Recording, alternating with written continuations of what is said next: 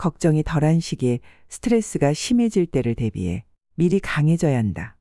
행운의 여신이 친절할 때 그녀의 분노에 맞설 준비를 해야 한다.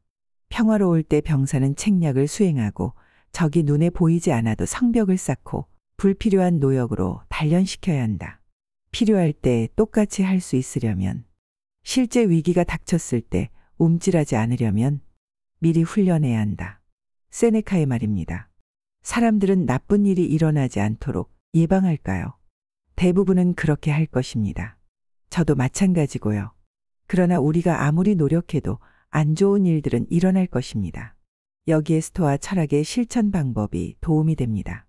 그 가운데 부정적 시각화, negative visualization는 나쁜 일을 예측하는 상상력 훈련입니다. 이런 훈련으로 우리는 침착성을 유지하고 삶에 어떤 일이 닥치더라도 효과적으로 대처할 준비를 할 수 있습니다. 스토아학파의 한 가지 중요한 목표는 역경에 직면하더라도 평정심을 유지하고 성찰할 수 있게 하는 것입니다. 당황하여 제정신을 잃지 않고 자신의 가치관으로 살며 최고의 자아를 발휘할 수 있도록 하기 위해서이죠. 그 목표를 달성하기 위해서는 훈련이 필요합니다. 스토아학파는 평정심을 유지하고 어려운 상황에서도 잘 대처할 수 있도록 부정적 시각화를 이용해 스스로 훈련했습니다. 그런 식으로 그들은 현실의 충격을 덜어내고 더 큰 평온을 얻을 준비를 했을 뿐만 아니라 철학의 핵심 원칙을 연습할 준비도 했죠. 가치관을 더 깊이 있게 만들기 위해서였습니다. 이런 사고 훈련을 선견지명이라고 생각해 보세요.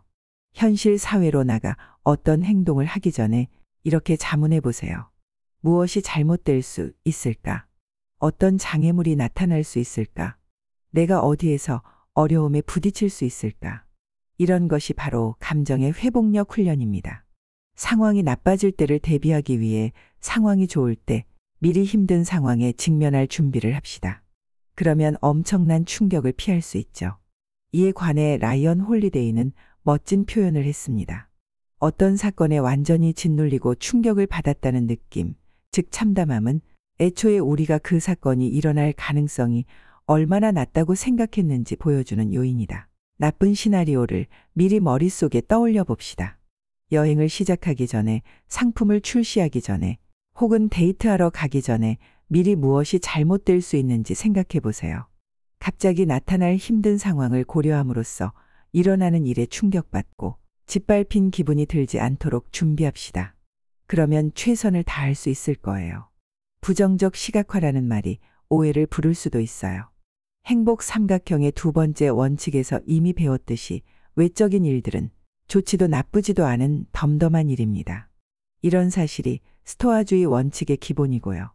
우리가 통제할 수 없으므로 어떤 외적인 불행도 실제로는 나쁠 수가 없습니다. 외적인 불행에 대한 우리의 반응만이 좋거나 나쁠 수 있죠.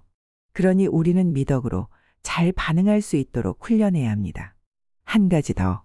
부정적 시각화도 이전의 원칙들과 비슷한 거 아냐? 하고 궁금해할 수도 있습니다. 물론 유사합니다. 사물의 덧없음과 언젠가 나 자신도 죽을 수밖에 없는 존재임을 상기하는 것과 자신의 모든 소유물은 자연에서 빌렸을 뿐이라는 생각은 모두 부정적 시각화의 형태들이죠. 이제 세네카의 이 말을 꼭 새겨두세요. 행운의 여신은 예상하지 못하는 사람들에게 크게 부담을 지운다. 항상 경계하며 세심하게 살피는 사람이 잘 견딘다.